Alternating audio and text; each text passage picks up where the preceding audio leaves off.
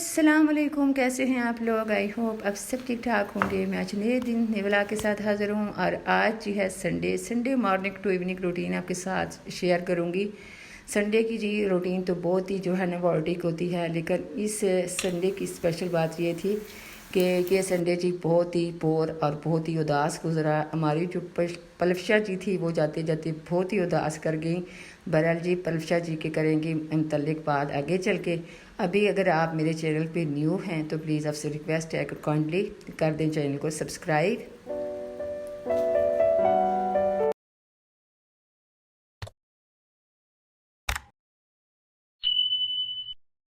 Channel अगर हो गया है सब्सक्राइब तो प्लीज़ वीडियो को लाइक और शेयर भी कर दें अपने दोस्तों और फैमिली फ्रेंड्स में। और जी हाँ, ये है जी सुबह का टाइम, 8:30 बज रहे थे और मैं आ चुकी हूँ किचन में।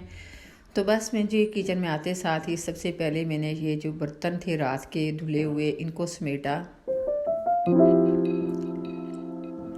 बस ये समेटने के बाद जी फिर मैंने एक ग्रीन टी का कप बनाया अपने लिए। आज मेरी तबीयत जो है ना वो कुछ ठीक नहीं थी, स्पेशली गला जो है ना गले में अच्छा खासा जो है वो दर्द हो रहा था।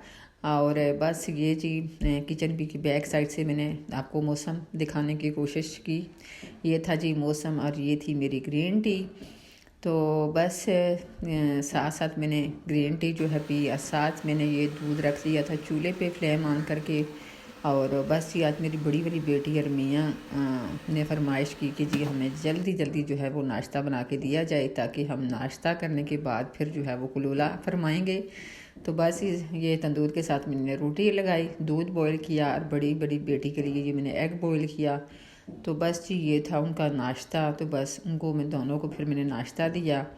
तो बस साथ ही जी मेरे जो दोनों छोटे वाले बच्चे हैं वो भी उठ गए थे। तो फिर मैंने सोचा कि चलें जी अब उनके लिए और अपने लिए नाश्ता बनाऊं। तो बस जी जिस दिन होती है ना छुट्टी तो 12-1 बजे तक तो जो नाश्ता है ना वही नहीं ख़त्म होता। बस जिस तरह से बच्चे उठते हैं फिर आहिस्ता आहिस्ता फिर उसी तरह से नाश्ता जो है उनके लिए बनाती हूँ। तो बस ये चाय मैंने रख दी थी और साथ इधर मैंने 1-2 पराठे बनाए थे। अच्छा, मैं बात कर रही थी आज जी अपनी पलफशा जी की। पलफशा जी कल हमारी चली गई और हमें बड़ा उदास कर गई, स्पेशली जो हम उनके चाहने वाले देखने वाले हैं।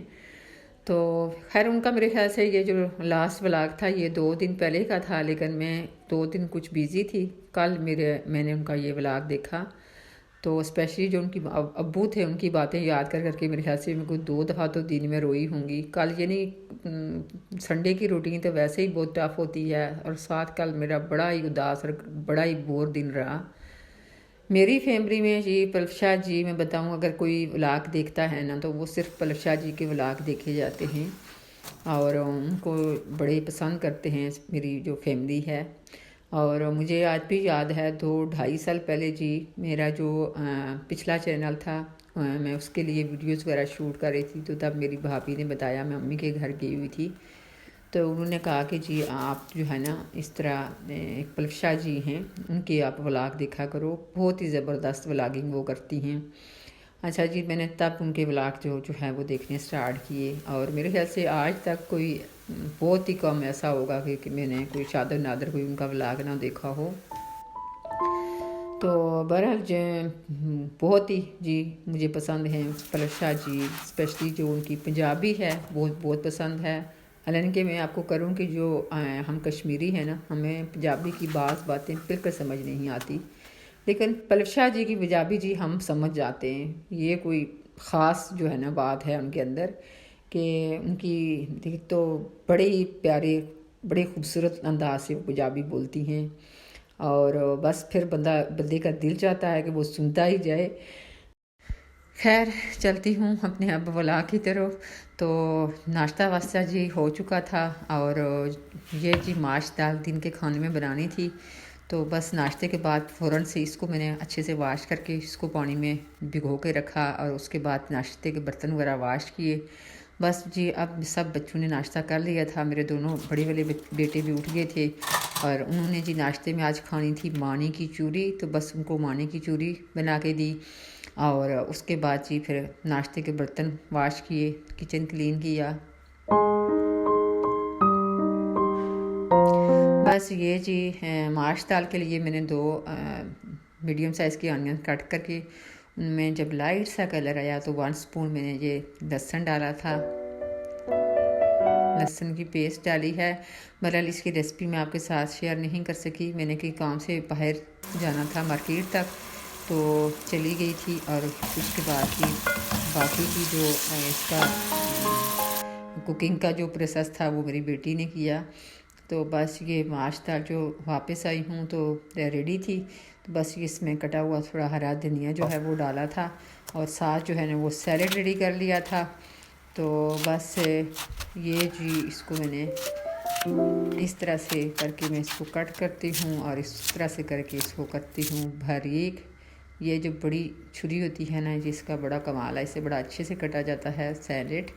और उसके बाद ये कद्दूकश की हुई कैरेट थोड़ी सी इसमें मिक्स की और फिर जो था विनीगर 2 स्पून डाल के थोड़ा साल्ट डाल के तो इसको मिक्स कर लिया था। और बस माश दाल के साथ सैलेड था और ये जी मैंने तंदूर के साथ जो है वो लगा ली थी रोटियां। तो जी रोटियां मैं हाथ से ही बनाती हूँ और रोटी जो है ना मेरी तंदूर की वो पूरी फैमिली में मशहूर है। जो भी फैमिली का कोई बंदा मेरे घर आता है जी फरमाइश करके जी तंदूर की रोटी जो है वो बनवाई जाती है मुझसे। तो बस जी ये तंदूर की रोटियां जी मैंने लगा ली थी। तो बस हमने दिन का खाना वाना खाया और उसके बाद जी ये जी दिन के खाने के थे बर्तन जो मैंने वाश किए और उसके बाद जी फिर किचन की क्लीनिंग वगैरह की। और बस फिर बस जी दिन का खाना जो है ना आज बनाया वो भी 3 साढ़े 3 बज गए थे। और उसके बाद फिर जी असर पड़ी और असर के बाद जो है ना वो कुछ गेस्ट आ गए थे, उनके लिए फिर चाय वाय बनाई।